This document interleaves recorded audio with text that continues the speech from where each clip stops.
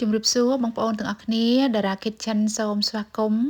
ចាថ្ងៃនេះខ្ញុំមានមុខម្ហូបដ៏ឈ្ងុយឆ្ងាញ់មួយមុខចង់មកចែករំលែកដល់បងប្អូនគឺជាមុខម្ហូបបង្គាអប់ជាមួយនឹងខ្ទឹមសចាដូច្នេះសូមអញ្ជើញតាមដានមើលរបៀបធ្វើទាំងអស់គ្នាចានេះគឺជាគ្រឿងផ្សំខ្ញុំមានបង្គាដែលកាត់ក្បាលរួចចំនួន4ខាំប័រសាបចំនួន1ខាំខ្ទឹមសចិញ្ច្រាំ1ដុំធំស្ករអំពៅ2ស្លាបព្រាបាយបងប្អូនក៏អាចប្រើស្ករសបានដែរម្សៅស៊ុបកន្លះស្លាបព្រាបាយម្ទេសម៉ដ្ឋ1ស្លាបព្រាបាយទឹកម្ទេស1ស្លាបព្រាបាយប្រេងខ្យង1ស្លាបព្រាបាយទឹកត្រី1ស្លាបព្រាបាយហើយនឹងស្លឹកខ្ទឹម1ចំនួនផងដែរ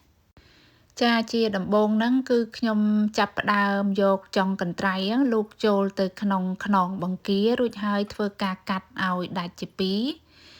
ចាយើងធ្វើបែបនេះដើម្បីឲ្យដាច់សម្បកបង្គាគឺងាយនឹងជ្រាបចូលគ្រឿងផ្សំរបស់យើងចូលទៅដល់សាច់បង្គា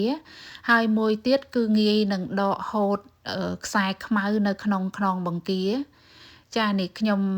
យកឈើចាក់ថ្មិញហ្នឹងឆ្កឹះអាតសៃខ្មៅពីខ្នងបង្គានឹងចេញមកយ៉ាងងាយស្រួល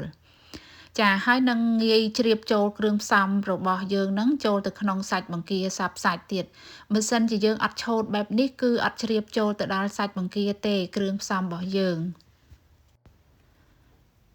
ចាឥឡូវនេះយើងមកចាប់ផ្ដើមចម្អិនទាំងអស់គ្នាជាដំបូងហ្នឹងគឺខ្ញុំដាក់ប័ររបស់យើងហ្នឹងចូលទៅក្នុងខ្ទះរំលាយឲ្យប័ររលាយសិនរួចហើយខ្ញុំដាក់ខ្ទឹមសដែលយើងចិញ្ច្រាំចូលចាយើងឆាខ្ទឹមសជាមួយនឹងប័រនឹងឲ្យឈ្ងុយបន្តិចសិនតែយើងអត់រំលីងទាល់តែខ្ទឹមយើងក្រហមទេគ្រាន់តែឲ្យខ្ទឹមយើងឡើងឈ្ងុយបន្តិចសិនរួចហើយគឺយើងដាក់បង្គារបស់យើងចូលចាយើងតម្រៀបបង្គារបស់យើងនៅនឹងបាតខ្ទះហ្នឹងហើយយើងទុកប្រហែលជា5នាទីសិនទៅយើងមកប្រែបង្គារបស់យើងហ្នឹងមួយចំហៀងទៀតចានេះខ្ញុំប្រែបង្គាមួយចំហៀងទៀតហើយបន្ទាប់មកទៅខ្ញុំដាក់ទឹកហើយនឹងគ្រឿងផ្សំរបស់យើងធ្វើបែបនេះដើម្បីឲ្យបង្គាឆ្អិនមួយចំហៀងសិនណាចាហើយនេះគឺខ្ញុំដាក់គ្រឿងផ្សំរបស់យើងចូលគឺទឹកត្រីទឹកប្រេងខ្យងម្សៅស៊ុបម្ទេសទឹកម្ទេសស្ករសអីហ្នឹងចាគឺយើងដាក់ចូលទាំងអស់ទៅរួចហើយគឺយើងច្បល់គ្រឿងផ្សំទាំងអស់នោះជាមួយនឹងបង្គារបស់យើងឲ្យចូលសាប់សាច់បន្តិចសិន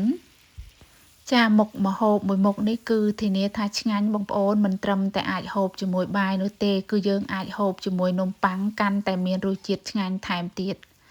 ចាមើលតែពណ៌ក៏ដឹងថាឆ្ងាញ់ប៉ុណ្ណាដែរបងប្អូនចាឥឡូវនេះខ្ញុំដាក់ទឹកបន្តិចដើម្បីឲ្យមានជាតិទឹកហើយខ្ញុំធ្វើការផ្ងំ